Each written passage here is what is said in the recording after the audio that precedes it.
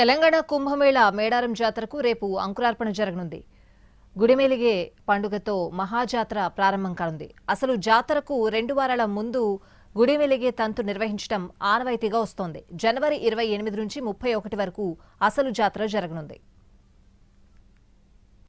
ఆసియాలోని అతిపెద్ద గిరిజన జాతరగా పేరుగాంచిన మేడారం సమ్మక్క సారలమ్మ మహాజాతరకు సమయం దగ్గర పడుతోంది. ములుగు జిల్లా తాడువాయి మండలంలోని మేడారం గ్రామం వనదేవతల రాక కోసం ముస్తాబవుతోంది. 4 రోజుల పాటు అశేష జనవాహిని మధ్య జరిగే ఈ మహా ఉత్సవానికి ఇప్పటికే పూజారులు ముహూర్తాలు ఖరారు చేశారు.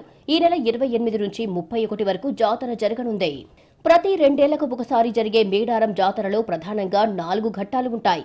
మాఘశుద్ధ పౌర్ణమికి 2 వారాల ముందు, పౌర్ణమి తర్వాత 1 వారం పాటు వడ్డెర పూజారులు, మొత్తం 4 బుధవారాలు ఆదివాసీ పూజారులు ప్రత్యేక పూజలతో జాతర నిర్వహించడం ఆనవాయితీగా వస్తోంది.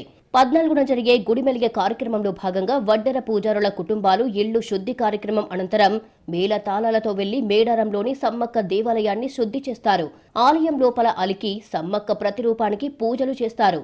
అదే సమయంలో కన్నెపల్లిలోని సారలమ్మ దేవాలయంలో కూడా శుద్ధి చేసి ఆదివాసీ ఆచార సంప్రదాయాల ప్రకారం పూజలు చేస్తారు.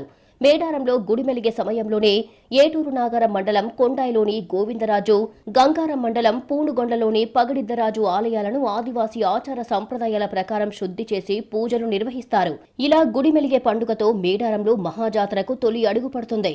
మేడారం మహాజాతరకి ఎలాంటి ఆటంకాలు ఉండొద్దంటూ జనవరి 21న మండమెలిగే పండుగను ఆదివాసీలు నిర్వహిస్తారు. ఈ మండమెలిగే పండుగలో భాగంగా సమ్మక్క కొలువుదీరిన చిలకలగుట్ట నుంచి చెట్టు మండను గడ్డిని తీసుకొచ్చి మేడారంలోని సమ్మక్క గుడిలో ఉంచుతారు. జాతరకు ఎలాంటి ఆటంకాలు కలగకుండా దీవెనలు ఇవ్వాలంటూ పూజారులు వేడుకుంటారు. ఆపదలు రాకుండా భక్తుల కోరికలు తీరేలా చూసుకోవాలంటూ సమ్మక్క సారలమ్మల ఆనతి పొందుతారు. ఈ 2 పండుగలు ముగియడంతోనే మేడారంలో జాతర వాతావరణం పీక్ స్టేజ్కు చేరుకుంటుంది. జాతరలో కీలక ఘట్టాలు సమ్మక్క, సారలమ్మ, పగడిద్దరాజు, గోవిందరాజులు గద్దెలపైకి చేరడం. జనవరి 27న మహబూబాబాద్ జిల్లా నుంచి పగడిద్దరాజు, కన్నెపల్లి నుంచి జంపన్న మేడారానికి పయనమవుతారు. జనవరి 28న కన్నెపల్లి నుంచి సారలమ్మ, కొండాయి నుంచి గోవిందరాజులు, పూనుగొండ్ల నుంచి పగడిద్దరాజు మేడారం చేరుకుని మేడారంలోని సమ్మక్క గుడిలో సమ్మక్క అనుమతి పొందిన తర్వాత వడ్డెర పూజారులు మేడారం గద్దెలపైకి చేరుస్తారు. మేడారంలో చాలా కీలకమైన ఘట్టం సమ్మక్క గద్దెను చేరడం. జనవరి 29న చిలకలగుట్ట నుంచి కుంకుమ భరిణె రూపంలో ఉన్న సమ్మక్క దేవతను పూజారులు తీసుకువచ్చి గద్దెపై ప్రతిష్ఠిస్తారు. ఈ సమయంలో భక్తుల పూనకాలు, శివసత్తుల విన్యాసాలతో అడవి దద్దరిల్లుతుంది. జనవరి 30న మేడారం గద్దెలపై కొలువుదీరిన వనదేవతలకు భక్తులు మొక్కులు చెల్లించుకుంటారు. జనవరి 31న దేవతల వన ప్రవేశంతో జాతర ముగుస్తుంది.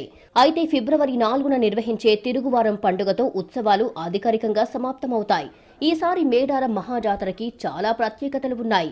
తెలంగాణ ప్రభుత్వం మేడారం అభివృద్ధి పనులను కనీవిని ఎరుగని రీతిలో చేపట్టింది. గుడుల విస్తరణ పనులతో పాటు శాశ్వత ప్రాతిపదికన అభివృద్ధి పనులు శరవేగంగా జరుగుతున్నాయి. ఈసారి రికార్డు స్థాయిలో భక్తులు వస్తారు అనే అంచనాతో ప్రభుత్వం 100 కోట్ల రూపాయలకు పైగా నిధులతో ఏర్పాట్లు చేస్తోంది. గద్దెల ప్రాంగణంలో భక్తుల రద్దీని తట్టుకునేలా క్యూలైన్లను వెడల్పు చేశారు. జంపన్న వాగు వద్ద స్నాన ఘట్టాలను ఆధునీకరించారు. ఆర్టీసీ వేల సంఖ్యలో ప్రత్యేక బస్సుల్ని నడపనుంది. అడవిలో తాత్కాలిక వైద్య శిబిరాలు, నిరంతరం విద్యుత్ సరఫరా కోసం ప్రత్యేక గ్రిడ్లను ఏర్పాటు చేశారు. లక్షలాది మంది భక్తులు వచ్చినా ఇబ్బంది కలగకుండా వేల మంది సిబ్బందితో పారిశుద్ధ్య పనులను పర్యవేక్షిస్తారు.